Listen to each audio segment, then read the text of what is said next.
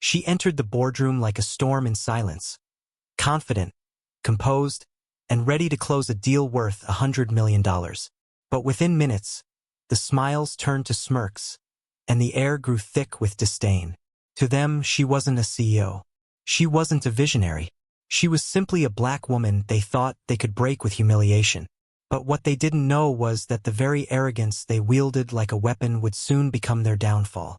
By the time she left that room, they would lose far more than her respect. They would lose everything.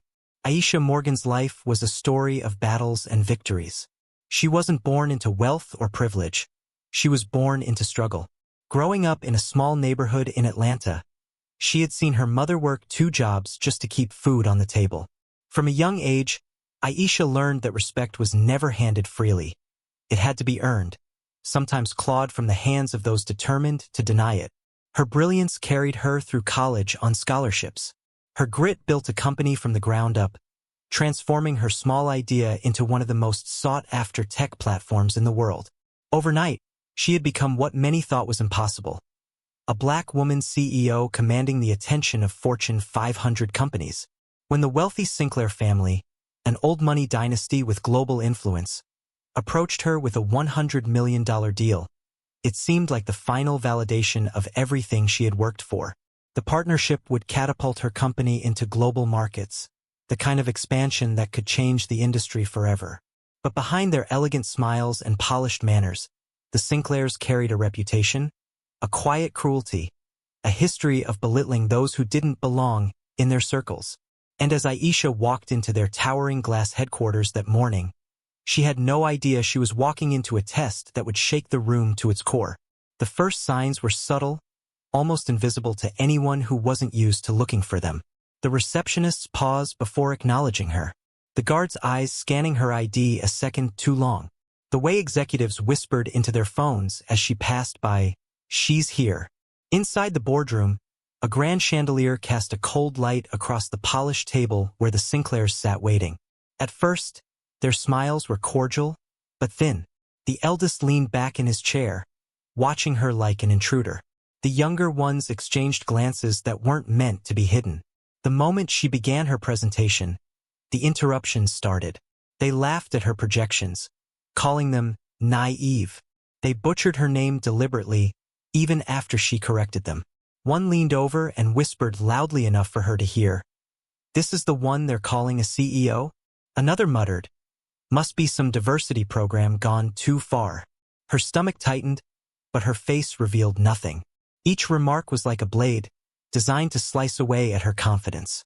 They mocked the neighborhood she grew up in, sneering at her so-called street-level perspective. They talked over her slides, rolling their eyes as if her success was nothing more than a trick of luck. But Aisha knew something they didn't. She wasn't desperate for their deal. What the Sinclairs assumed was her only chance was, in fact, just one of many offers waiting for her signature. And with every insult, every smirk, every calculated attempt to strip her dignity, she realized she held the real power in the room. When the contract slid across the table, their arrogance filled the silence. They leaned back, smirking, certain she would sign no matter how she had been treated. What they didn't know was that the humiliation they thought was theirs to deliver was about to come crashing back on them. Aisha rose slowly from her chair. The shift in the room was immediate. Her calmness wasn't submission, it was control. She pushed the contract back across the table, her fingers steady. "I walked into this room ready to build something extraordinary with you," she said, her voice low but cutting through the silence like glass. "Instead, I've been met with arrogance, ignorance, and an insult not just to me, but to every person who ever fought to sit at this table." The room went still. The eldest Sinclair chuckled, convinced she was bluffing. "You'd walk away from $100 million? Aisha's eyes locked onto his. "I'd walk away from 10 times that before I let anyone buy my dignity." She gathered her papers, her heels echoing against the marble floor as she headed for the door. Panic flickered across their faces. One finally snapped, "You'll regret this." She turned, her expression calm, almost cold. "The only people who will regret today are you." And with that, she left the contract and signed, leaving the billionaires staring at one another in stunned silence.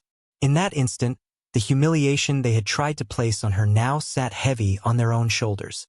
The news spread quickly, a $100 million deal destroyed, not because of financials, but because of arrogance.